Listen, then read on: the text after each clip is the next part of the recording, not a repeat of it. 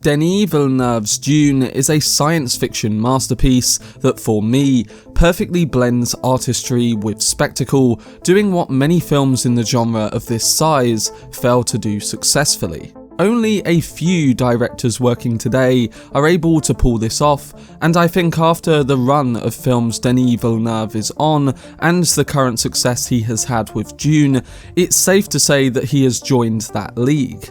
Dune is relatable, compelling, inspiring, fascinating, and impressive in all areas of its design, and I haven't felt this way about a film or developing world since Interstellar, Inception, or Lord of the Rings. These films appeal to every type of viewer, and while Dune may be directed more towards the intellectual, Denis definitely focused a lot more on the pure spectacle in this film, and focused the plot so that even the non-readers would understand what the filmmaker wanted them to understand. But Dune pushes beyond becoming a visually transportive and sonically immersive experience that straps you in and sends you right to the planet of Arrakis. It's bold and pure science fiction filmmaking that makes me want more like this going forward. In this video, I'm going to be listing the reasons why I think that Dune is the science fiction film for our generation. Before I get into it, if you want to keep up to date on any of my future content surrounding Dune 2021, then don't forget to support this video by giving it a like rating, subscribing to the channel, and turning on your notifications. Also, feel free to check me out on Twitter, Facebook, Reddit, and Instagram at Cortex Videos, which is all linked in the description below. But without further ado, let's dive into my video essay on why I believe Dune is the ultimate science fiction experience.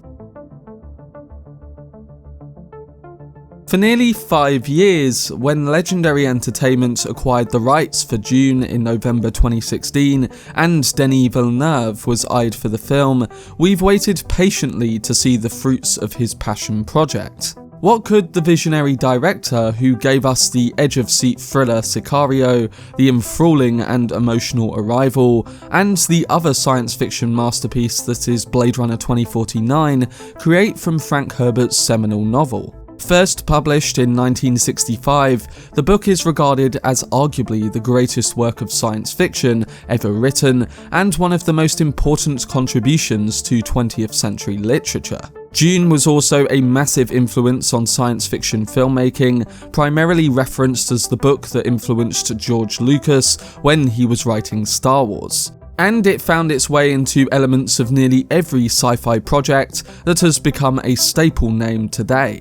The content of the novel is set over 8,000 years in the future, amidst a feudal interstellar society in which various noble houses control celestial estates. It tells the story of a young Paul Atreides, son of Duke Leto, ruler of House Atreides. For reasons deep-rooted in politics and paranoia, House Atreides have been ordered by the Emperor of the known universe to take stewardship of the planet Arrakis, replacing their sworn enemies, House Harkonnen. And Arrakis is an inhospitable and sparsely populated desert wasteland. However, it is the only source of a spice called melange, which, along with offering many health benefits and enhancing cognitive abilities, is essential for folding space, the only method that exists of crossing vast interstellar distances. Consequently, this seemingly worthless world is actually the most important planet in the universe. And what follows is a multi-layered story with interacting elements of politics, religion, ecology, technology, and human emotion as an intergalactic game of chess unfolds in a struggle for survival, the control of Arrakis, and the spice. But much like Foundation currently airing on Apple TV+, Dune was considered by many to be unfilmable, or at the very least, extremely difficult. In December 1974, a French consortium purchased the movie rights with the intention of having Alejandro Jodorowsky in the director's chair. However, despite some concerns over Jodorowsky's ambitious ideas, after 2.5 years in development, the project ultimately stalled for financial reasons. There is a good documentary called Jodorowsky's Dune available to watch that tells the whole story.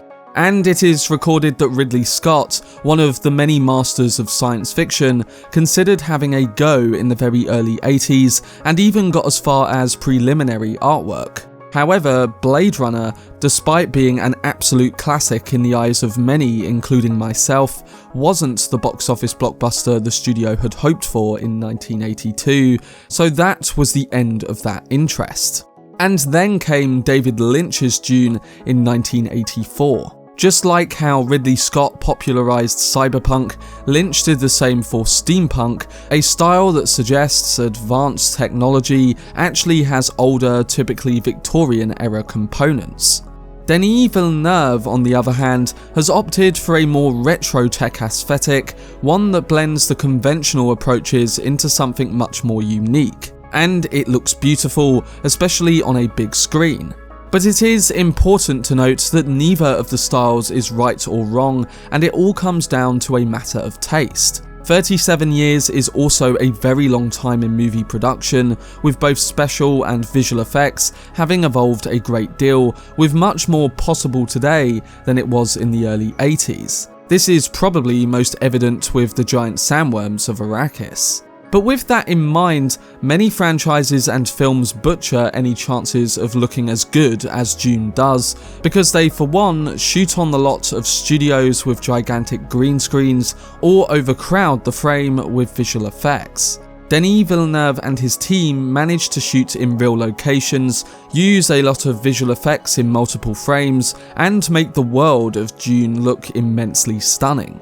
For Hollywood, it is a golden age of intellectual property, which is to say that it is a golden age of potential when it comes to adaptations. Seemingly every beloved genre story from the last century has been optioned and auctioned, put into development, and often produced with lavish budgets and production in hopes that this old favourite will become the next Game of Thrones, or if one is really dreaming big, a Star Wars or Marvel Cinematic Universe.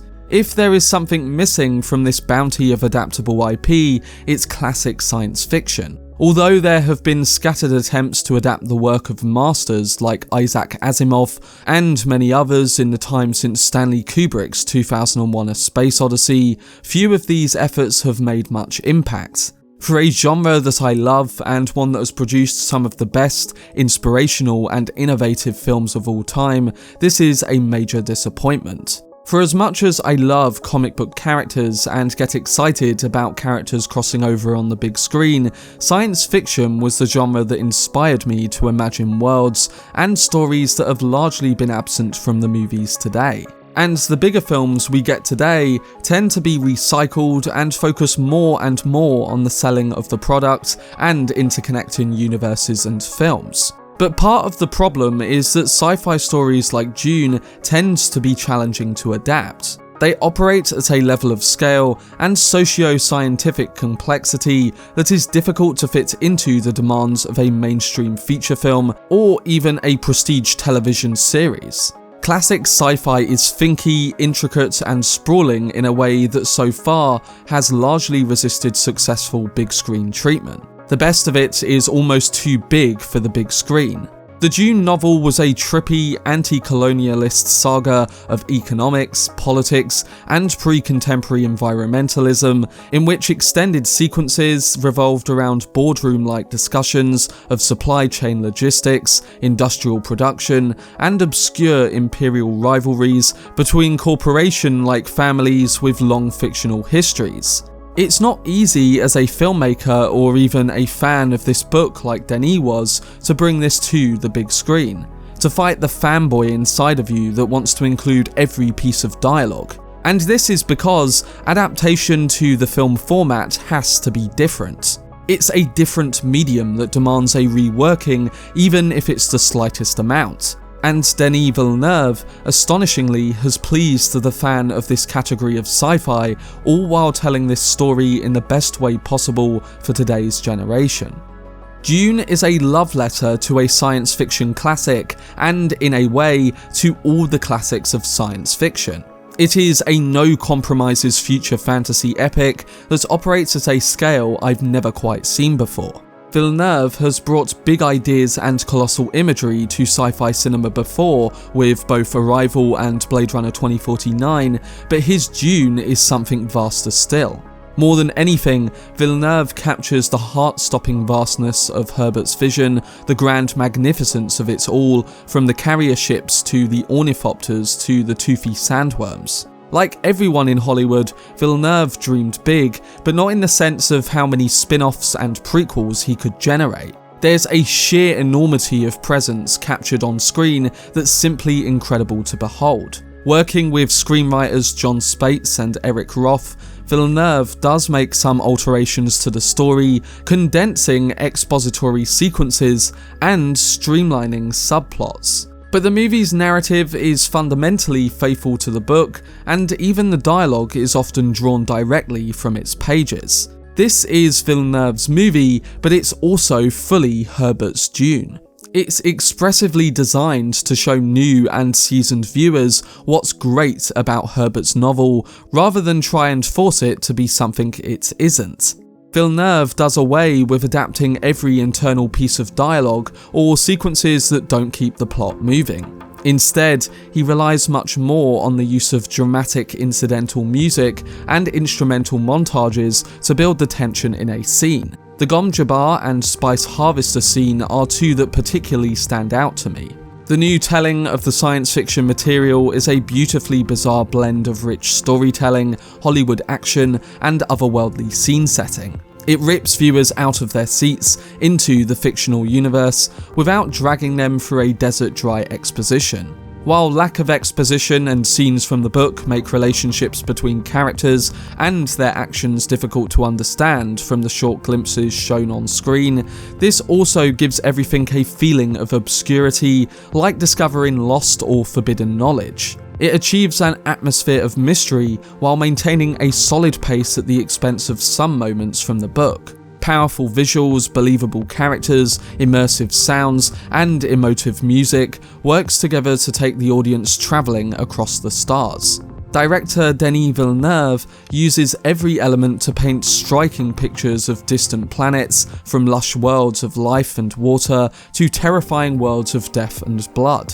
Innovative sound design adds a new level of impact using silence. During these moments, air is sucked out of the room and perception is narrowed to a needle point. After little more than a single breath, the silence shatters with ancient, unknowable sounds threatening unstoppable ruin. Hans Zimmer created a soundtrack with unique choices in female vocals and instrumentation.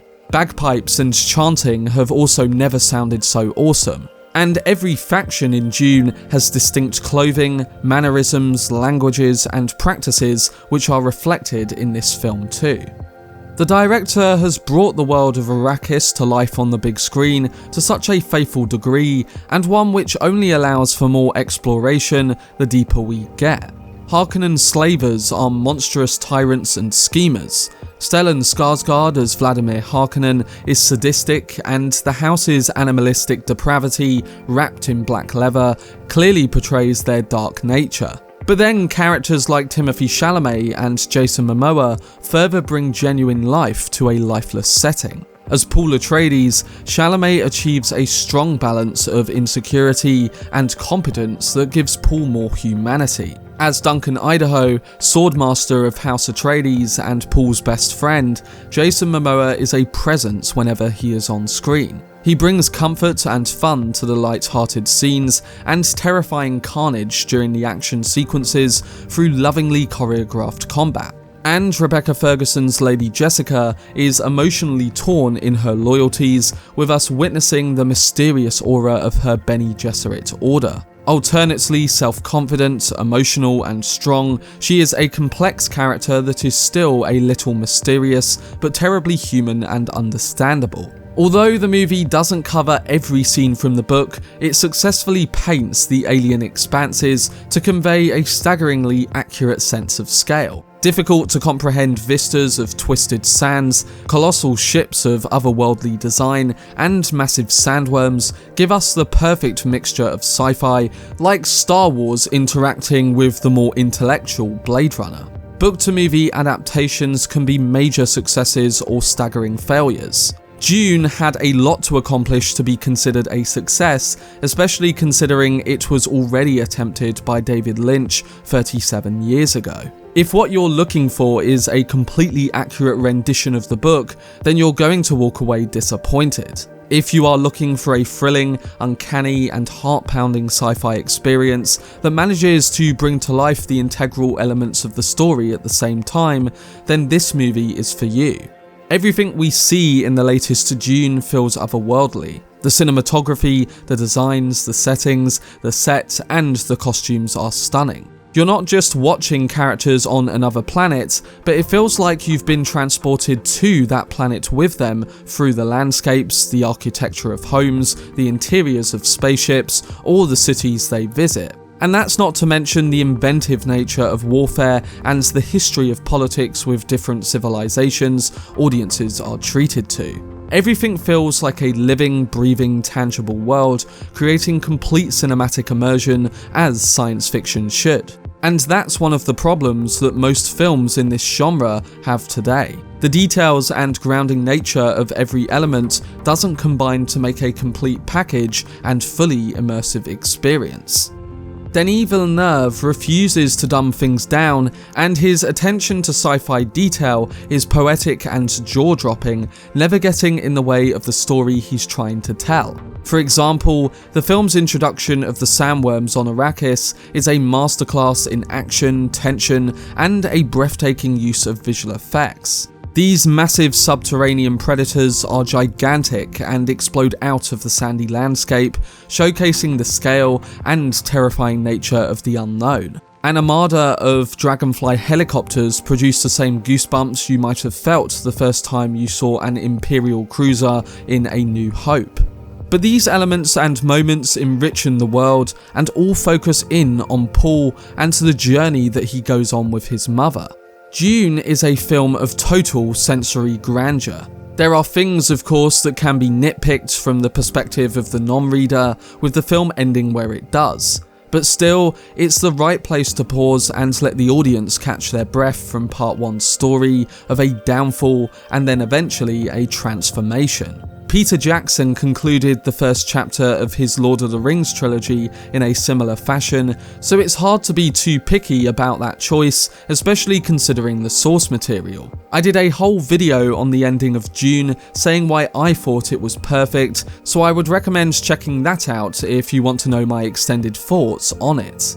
But again, I understand those who felt the reverse about this ending. It is a long wait until Dune Part 2, but in an age that's already lousy with pre-sold franchise sequels, prequels and spin-offs, it will be worth the wait for a story this smart and vast, told with so much skill within the science fiction playbook. But that was my video discussing why I believe Denis Villeneuve's Dune is the ultimate science fiction film for our times. From the production, to the characters, to the storytelling, Dune is a superb piece of filmmaking that simultaneously brings originality and a great sense of nostalgia within the genre.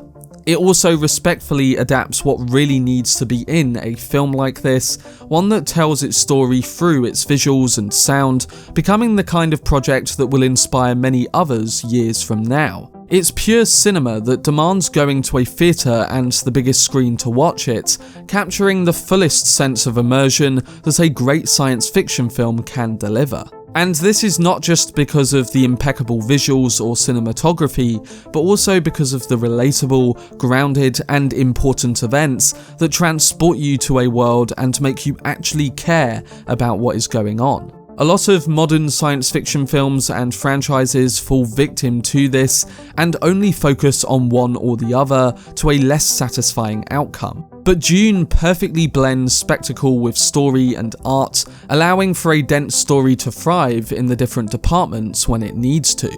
Yes, it leaves you wanting more from this world, but that's part of its success, giving us a first part that delivers on telling the story of Paul Atreides, all while setting up the story of Paul Muad'Dib.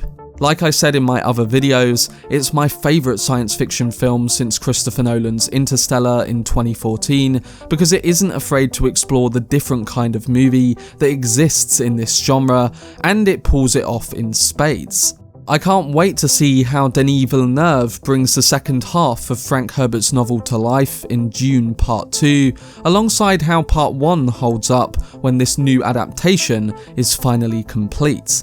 But let me know down below in the comment section what you thought of Dune and how you would personally rank it in comparison to other science fiction films that have released over the last few years. For much more videos on Denis Villeneuve's Dune, then subscribe to the channel and turn on your notifications. Also, if you enjoyed this video, remember to leave a like rating and follow me on social media via the links in the description. But anyway, I hope you guys enjoyed it. I've been Cortex, and as always, make some noise.